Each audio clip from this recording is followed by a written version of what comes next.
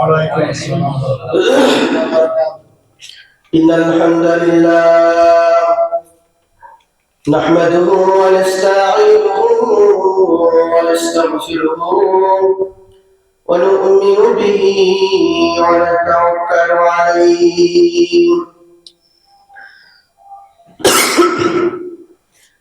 ونعوذ بالله من شرور أنفسنا ومن سيئات أعمالنا.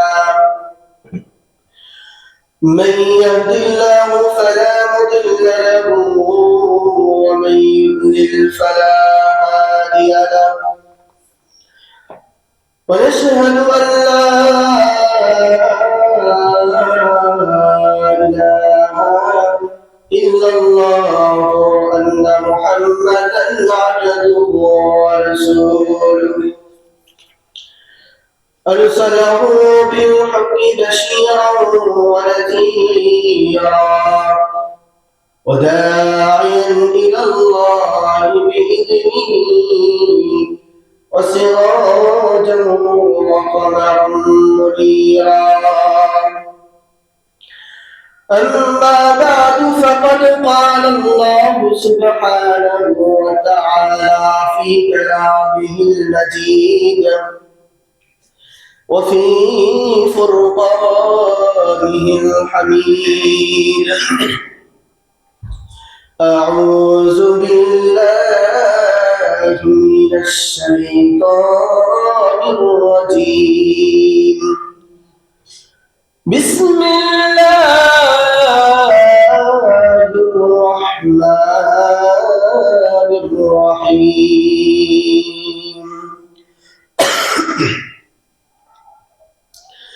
وجعلنا الليل والنهار آيتين فمحونا آية الليل وجعلنا آية النهار مبصرة لتبتغوا فضلا من ربكم ولتعلموا عدد السنين والحساب وكل شيء فصلناه تفصيلا. لا إله إلا الله لا إله إلا الله لا إله لا إله إلا الله محمد رسول الله صلى الله عليه وسلم. আলহামদুলিল্লাহ, মুআজ্জাজ মুহতারাম সম্মানিত মুসল্লিয়ানে কেরাম, আল্লাহ পাকের আশিকিন জাকিরিন মুরব্বিয়ান ইজম, যুবক ভাইরা, পর্দার অন্তরালে অবস্থানরত শ্রদ্ধেয় সম্মানিতা মা ও বোনেরা, আসুন সর্বোপরি সর্বপ্রথম মহান প্রতিপালকের মহান দরবারে কালিমাতুশ শুকর আদায় করি। আমাদেরকে ইংরেজি নববর্ষের সর্বশেষ জুমায়, রজব মাসের সর্বপ্রথম জুমায় আল্লাহ তাআলা আমাদেরকে মসজিদে আসবার বসবার তৌফিক এনায়েত করেছেন এবং দ্বীনের কিছু কথা আলোচনা করা শুনবার তৌফিক এনায়েত করেছেন। এজন্য সকলে শুকরিয়া আদায় করি, সকলে বলি আলহামদুলিল্লাহ। আলহামদুলিল্লাহ। যেহেতু শুক্রবার, অনেক বিষয় নিয়ে আলোচনা করা দরকার। বিশেষ করে আজকের জুমা এমন একটি জুমা, খুব গুরুত্বপূর্ণ একটি জুমা, যেই জুমায় ইসলামের বিভিন্ন নিয়ম আদি নিয়ে আলোচনা করা খুবই জরুরি এবং দরকার। তো সময়ের সংকীর্ণতায় ধারাবাহিকতা ইসলামিক নিয়ম অনুসারে কোরআনের তাফসীর অনুযায়ী কোরআনের হাদিসের বিশুদ্ধারের মধ্য দিয়ে কোরআন ও হাদিসের মাধ্যমে একটি আয়াতের উপর ইনশাআল্লাহ আলোচনা করব। এই আয়াতটি আল্লাহ রাব্বুল আলামিন সূরা বনী ইসরাঈল 15 নম্বর পারার 2 নম্বর পৃষ্ঠা 9 নম্বর লাইনে আল্লাহ তাআলা বলেন, ওয়াজআলনা আল-লাইলা ওয়ান-নাহার আয়াতাইন। আল্লাহ তাআলা পবিত্র কালামুল্লাহ শরীফের ভিতরে বলেন, وجعلنا الليل والنهار آيتين আমি আল্লাহ তাআলা রাত এবং দিনকে দুটি নিদর্শন হিসাবে সৃষ্টি করেছি সুবহানাল্লাহ রাত বানিয়েছেন আল্লাহ দিন বানিয়েছেন আল্লাহ আশরাফুল মাখলুকাত হিসাবে আমাদেরকে আল্লাহ তাআলা বানিয়েছেন এই আশরাফুল মাখলুকাতের জন্য আল্লাহ তাআলা রাত দিয়েছেন দিন দিয়েছেন চাঁদ দিয়েছেন সূর্য দিয়েছেন আল্লাহ তাআলা পৃথিবীর সমগ্র উপকরণ এই আশরাফুল মাখলুকাত বনি আদমের জন্য দিয়েছেন এই আদমকে যত কিছু দিয়েছেন এর ভিতরে সর্বোত্তম নিয়ামত হচ্ছে বান্দার জন্য ঈমান সর্বোৎকৃষ্ট নিয়ামত হচ্ছে বান্দার জন্য ঈমান আর যে বান্দার ঈমান আছে ওই বান্দার দাম আল্লাহ তাআলার কাছে সবচেয়ে ঊর্ধ্বে যেই বান্দার ঈমান নাই ওই বান্দার দাম সবচেয়ে নিম্ন স্তরে যার দাম বেশি যার দাম কম সবাইকে আল্লাহ তাআলা লক্ষ্য করে বলেন সূরা বানী ইসরাঈলের 12 নম্বর আয়াত আল্লাহ তাআলা বলেন ওয়াজআলনাল লাইলা ওয়ান নাহারা আয়াতাইন আমি আল্লাহ তোমাদের জন্য রাত এবং দিন এই দুটিকে দুটি নিদর্শন হিসেবে তোমাদের জন্য দিয়েছি উপকরণ বানাইছি দুইটা একটা হচ্ছে রাত আর একটা হচ্ছে দিন এই রাত এবং দিন দিয়ে আল্লাহ তাআলা বছরকে অতিবাহিত করে দেন আসলে আমরা আয়াতের পূর্ণ আয়াতকে পড়ব আর পুরো আয়াতের ইনশাআল্লাহ অনুবাদ শুনব এরপরে এই আয়াতের উপরে তাফসীরের মাধ্যমে ইনশাআল্লাহ আজকের জুমার নামাজ শুরু করব আউযু বিল্লাহি মিনাশ শাইতানির রাজীম বিসমিল্লাহির রহমানির রহিম وجعلنا الليل والنهار آيتين আল্লাহ তাআলা বলেন আমি রাত এবং দিনকে তোমাদের জন্য দুটি নিদর্শন হিসেবে বানাইলাম ফামাউনা আয়াতাল লাইল রাতকে আমি আল্লাহ তাআলা অন্ধকারাচ্ছন্ন বানিয়ে দিয়েছি ওয়াজআলনা আয়াতান নাহারি মুবসিরাতান আর আমি আল্লাহ রাব্বুল আলামিন দিনকে আলো উজ্জ্বল বানিয়ে দিয়েছি কেন বানাইলাম আল্লাহ বলেন লিতাবতাগু ফাদলান মির রাব্বিকুম যাতে করে বান্দা তার মালিকের অনুগ্রহ তালাশ করতে পারে লিতাবতাগু ফাদলান মির রাব্বিকুম আল্লাহ আমি যাতে করে বান্দাকে দিন দিয়েছি লিতাবতাগু যাতে করে বান্দা অনুসন্ধান করতে পারে তালাশ করতে পারে ফাদলান মানে অনুগ্রহ মির রাব্বিকুম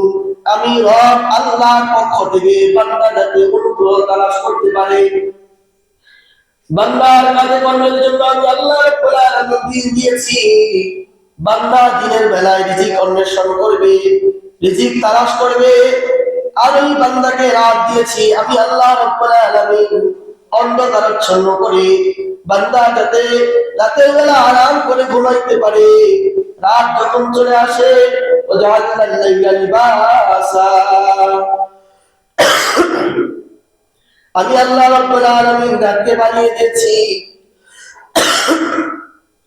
চাদরাচ্ছন্ন চাদর যেমন বান্দাকে ঢেকে রাখে আমি আল্লাহ রাব্বুল আলামিন রাতকে বান্দা ঢেকে রাখার মতো রাত দিয়েছি দিনের মতো যদি আলো হইতো বান্দা তাহলে রাতের বেলা ঘুম আসতে পারতো না বান্দার সুস্থতার জন্য রাত দরকার দিন যেমন দরকার রাতও ঠিক তেমন দরকার কারণ বান্দার জন্য ঘুম আসা খুব জরুরি বর্তমান বিজ্ঞান বলে বিশেষ করে নাসার যে বিজ্ঞানী নাসার যে আমেরিকার নাসা গবেষণাবিদরা বলে যারা আসমান গবেষণা করে যারা উর্ধ্ব জগৎ নিয়ে যারা গবেষণা করে নাসার বিজ্ঞানরা বলে আল্লাহ তাআলা যে রাত দিয়েছে এই রাত নিয়ে যারাই আমরা গবেষণা করেছি এই রাতের গবেষণার উপর দিয়েই আমরা আল্লাহর উপর ঈমান এনে ফেলেছি সুবহানাল্লাহ আর একদম মুসলমান না যারা নাসায় জানেন যারা শিক্ষিত সমাজ সব উর্ধ্ব জগৎ নিয়ে গবেষণা করে চাঁদের দেশ নিয়ে গবেষণা করে সূর্য জগৎ সৌরজগৎ নিয়ে গবেষণা করে, মঙ্গল গ্রহ নিয়ে গবেষণা করে। ওরা বলে এই আল্লাহ যে বলছো যে আল্লাহ লাইলা লিবাসা, আমি আল্লাহ রাত বানাইছি চাদর আচ্ছন্ন। চাদর যেমন বান্দাকে ঢেকে রাখে, রাত অন্ধকার দিয়ে বান্দাকে ঢেকে রাখে, যাতে করে বান্দার ঘুম আসতে যাতে ব্যাঘাত না ঘটে। আর যখন অন্ধকার হয়ে যাবে, পৃথিবীর সব নিশ্চুপ হয়ে যাবে, পাখির কিচির মিচির থাকবে না, মোরগের ডাক থাকবে না, শিয়ালের ডাক সন্ধ্যা হয়ে উঠবে, সকালের সময় আবার আসবে, কিন্তু মধ্য রজনীতে শিয়াল ডাকবে না। সকালবেলা ফজরের সময় মোরগ ডেকে ডেকে বান্দাকে উঠায় দেয়, শিয়াল ডেকে ডেকে বান্দাকে ঘুম থেকে উঠায় দেয়। এই জন্য আল্লাহ তাআলা আল্লাহর হাবিব সাল্লাল্লাহু আলাইহি ওয়াসাল্লাম হাদিসে পাকের মধ্যে বলে, মুরু আওলাদাকুম বিসসালাহ, তোমরা নামাজের আদেশ করো, আর অগ্নিয়াউ, আর তোমরা এই মোরগে তোমরা গালি দিও না। ফজরের যখন সময় হয়ে যায় তোমরা নামাজের জন্য উঠে পড়ো, মোরগ ডাকে, এই মোরগকে তোমরা গালি দিও না, কারণ মোরগ তোমাদেরকে, মোরগ ওই যে ভোর রাত্রে মোরগ ডাকে, এখন আর ডাক শোনা যায় না, মোরগের পালে সব হারাম।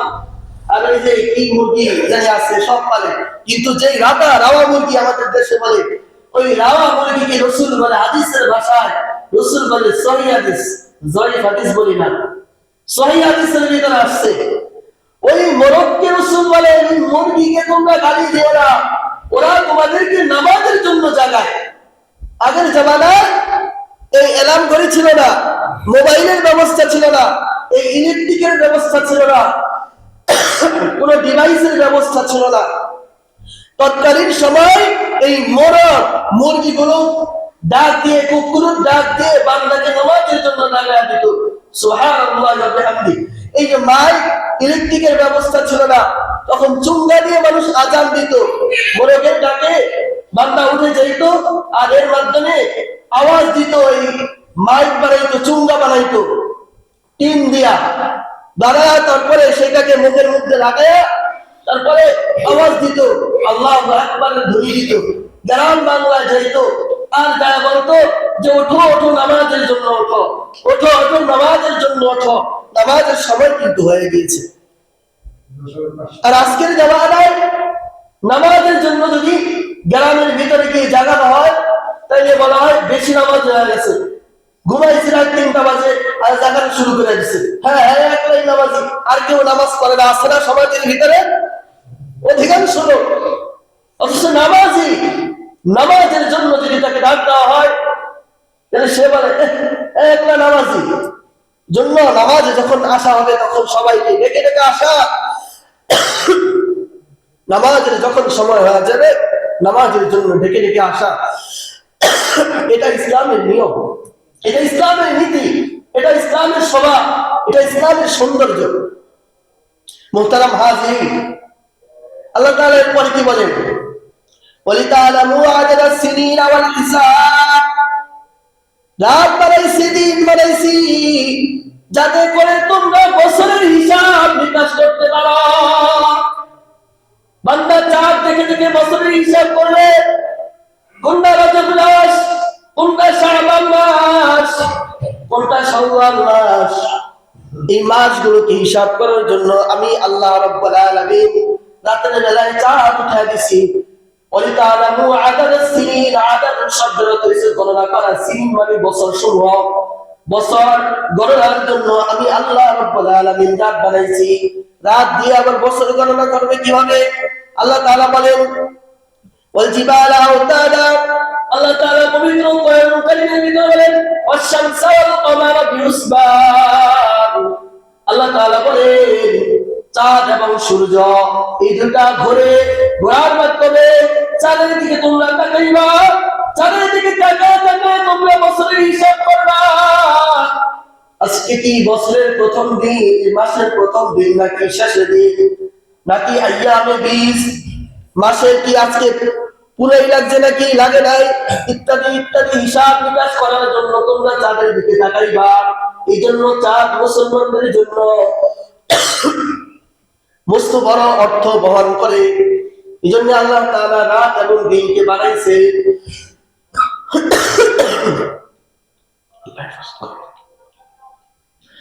আল্লাহ তাআলা এই জন্য রাত এবং দিনকে বানিয়েছেন। আর এই রাত দিন দিয়ে বছর যাতে আমরা গণনা করতে পারি, কোনটা রমজান মাস, কোনটা শাওয়াল মাস, কোনটা হজের মাস, এই মাসগুলোকে গণনা করার জন্য আল্লাহ তাআলা চাঁদ দিয়েছেন। এরপরে বর্তমান সময় যেটা দেখা যায় ইংরেজি সন গণনা, এটা কোথা থেকে আসলো এই ব্যাপারে আলোচনা মোটামুটি 2 বছরে করে ফেলেছি। আরবি বছর, ইংরেজি বছর, বাংলা বছর, গ্রেগরিয়ান ক্যালেন্ডার, কোন ক্যালেন্ডার কিভাবে আসলো, বাংলা ক্যালেন্ডার, ইংরেজি ক্যালেন্ডার, আরবি ক্যালেন্ডার কোথা থেকে আসলো, এগুলো মোটামুটি আলোচনা হয়ে গিয়েছে পূর্বে। তো আজকে বিষয়টা হচ্ছে বছরের সর্বশেষ জুমা। এই জুমা ইংরেজি বছরের সর্বশেষ জুমা। এই জুমা একটা গুরুত্বপূর্ণ জুমা। কেন? এই জুমার পরে আজকে হচ্ছে 26 জানুয়ারি, সামনে আছে 31st নাইট, 0 আওয়ার, সাথে আসতেছে 31 ডিসেম্বর বুধবার দিবাগত রাত্রে। এই দিনটাকে আমাদের ইসলামী কালচার হিসাবে মুসলমানদের জন্য নয়, এটা খ্রিস্টীয় কালচার। 31st নাইট, 30 মানে 30, ফার্স্ট মানে প্রথম, নাইট মানে রাত, মানে 30, 31 এর রাত, ডে অফ, ডে নাইট, দিন এবং রাত। এই রাতে খ্রিস্টানদের কালচার,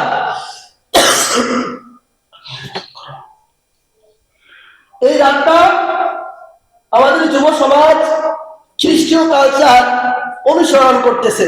কিভাবে?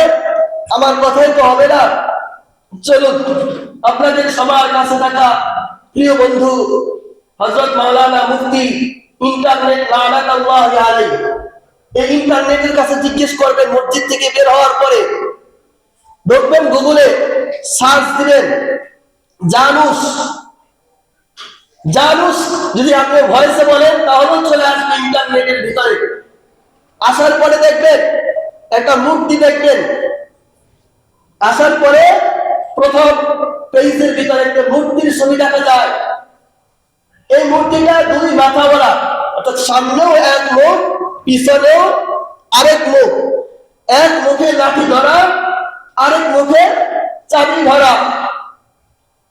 এটা খ্রিস্টানদের। পূর্বের রোমানরা, পূর্বে 1000 বছর পূর্বের রোমানরা, এরা এমন কোন বিষয় নাই, এমন কোন জিনিস নাই যে জিনিসের পূজা করতো না। তারা বিশেষ করে এই জানুস, এই দেবতার পূজা করত। এটাকে তারা বিশেষভাবে ফলো করত। এটাকে তারা সকল পূজার ভিতরে, ওয়ালাইকুম আসসালাম, এটাকে তারা সব মূর্তির উপরে এই দেবতাকে তারা উপর রাখতো, আর বিশেষ করে এই মূর্তির তারা পূজা করত। 2টা মাথা ছিল। এই 2 মাথার এক মাথা, যেই মাথার ভিতরে লাঠি ধরা।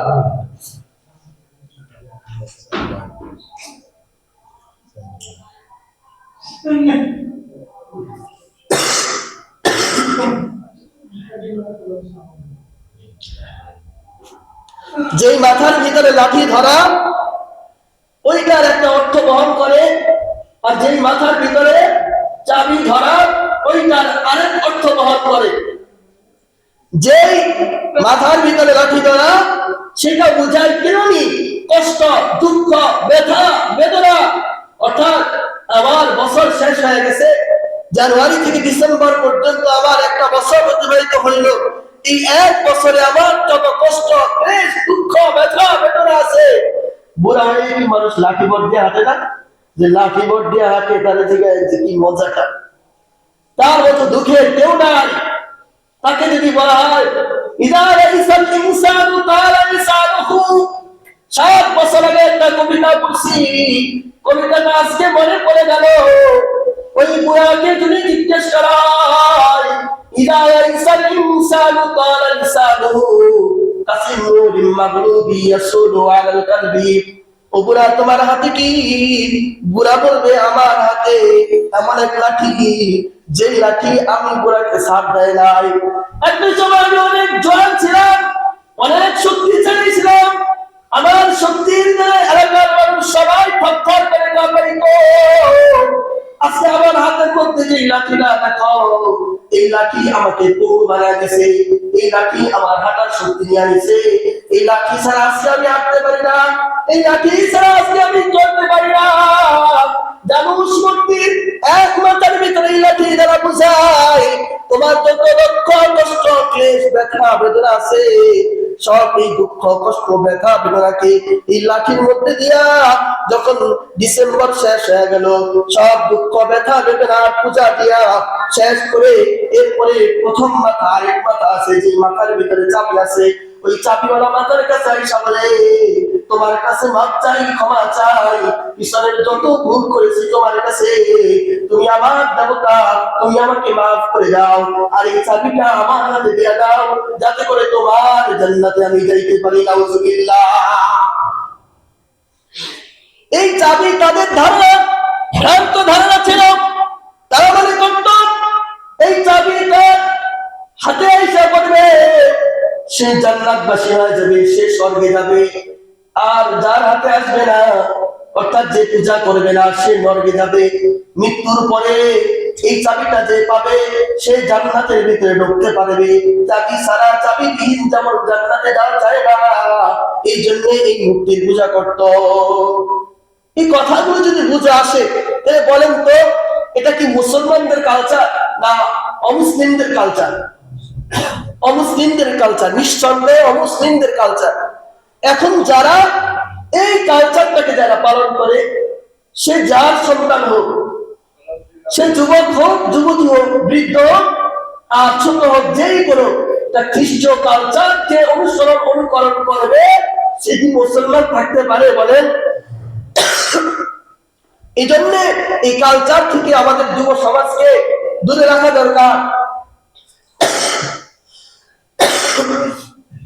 এই জন্য আজকে 26 তারিখ, আগামী বুধবার দিবাগত রাত্রে যে রাতটা আসবে, আমার সন্তানকে আমি হেফাজত রাখার জন্য, খ্রিস্টীয় কালচার থেকে বাঁচানোর জন্য আমার যা কিছু করা দরকার তা করতে হবে।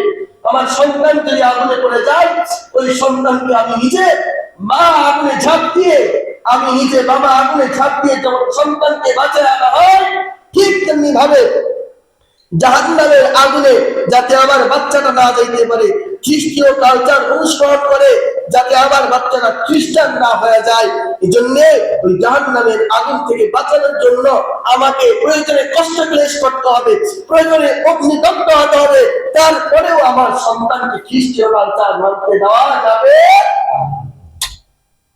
আল্লাহ আমাদের সবাইকে কবুল করুন, আমিন।